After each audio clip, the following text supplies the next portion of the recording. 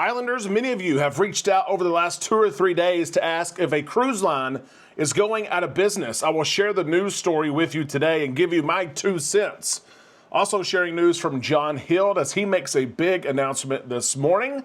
We're sharing news from Carnival Cruise Line as the Carnival Miracle comes out of dry dock with some new features that cruise guests have asked for a long time. Plus, Royal Caribbean continues to cancel stops at its private island. We all need some time in the islands. Let's go there now on Island Time.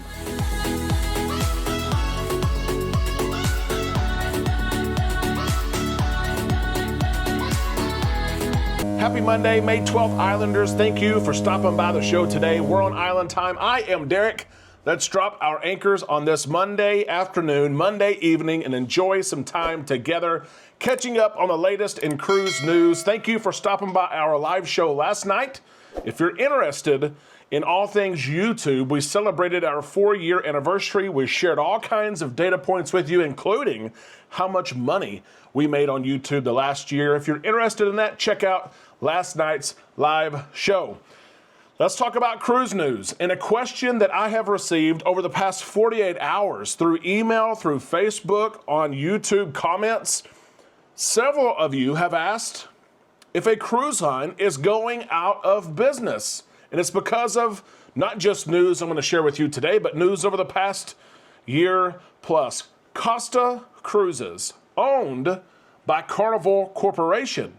They've had a recent string of misfortune, I guess. I don't want to say bad luck, but we all know the last several years, going back to a decade ago, the Costa Concordia. You remember what happened with that situation. But more recently, the Costa family, over the pandemic, lost several ships to sister cruise line, Carnival Cruise Line. If you probably remember this, the Carnival Luminosa used to belong to the Costa family. The Carnival Venezia used to belong to the Costa family. The Carnival Firenze used to belong to the Costa family. What's going on with Costa? Why are the ships leaving? And the news today is yet another ship is leaving as well. The Costa Fortuna is leaving in September of 2026, the 4th Costa ship to leave in the last couple of years. That also brings the number of active ships selling for the brand to 8. Now, Costa is not a cruise line that you're going to cruise on here in the United States. You have to go to Europe to do that. They service a lot of the Italian market. Their itineraries are amazing. I would go to the Med and to Greece on Costa. I would absolutely do that. But they now only have 8 ships in the family, and that's why I think several of you have reached out and said, hey, is this cruise line going out of business? I don't know the answer to that. There's been no announcement that the cruise line is going out of business, but it is odd what has happened the last several years with 3 ships moving over to a sister brand, and it's odd in today's world where every cruise line is investing in their ships. They are building new ships. Costa Cruises is not. They have no scheduled new builds on the calendar at a time when Royal Caribbean and Carnival and Norwegian and MSC and Princess and the list goes on, are building cruise ships. Now, they are investing in their current fleet.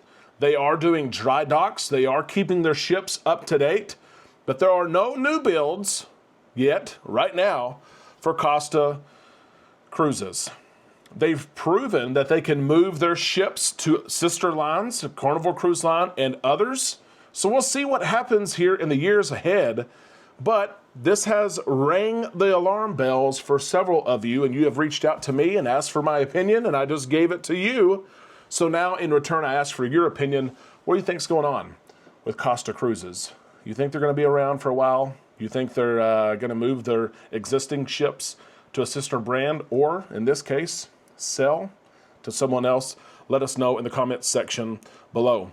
Let's move on and talk about John Hild's big news. He shared this on his Facebook video today. John Hild sharing news about Celebration Key, which is set to open up in just over 2 months. Those who are booked on the first cruise that will visit Celebration Key, that's the Carnival Vista July 12th sailing, you received special news today as John Hill announced that he will be on that cruise, the 8-night cruise, Southern Caribbean, the very first ship, the last day of the cruise, the first ship to visit Celebration Key, the Carnival Vista. John Hill will be there. Christine Duffy will be on the island. Not really sure if she'll be on the ship for the entire cruise, but she will be there in Celebration Key to welcome guests.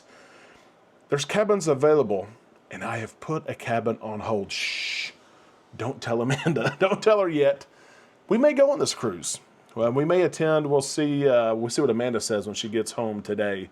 But a lot of you are Carnival Cruise fans. You're looking for big events. You go on the inaugural cruises with us. You do New Year's cruises. You do the Journeys cruises.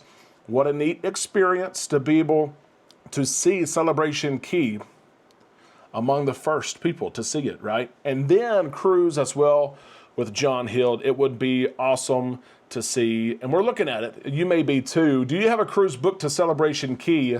Let us know. If you have a cruise booked, it's more than likely it's going to Celebration Key. I was taking a look at ships that would visit Celebration Key just in July, the opening month of the island. The Glory, Liberty, Freedom, Elation, Pride, Mardi Gras, Celebration, Horizon, Dream, and Sunrise will all visit in July, the first couple of weeks of the opening. We're excited about it. I think it could rival Perfect Day at Coco Cay. I'm sorry, Royal Caribbean, and Perfect Day is awesome. Don't get me wrong.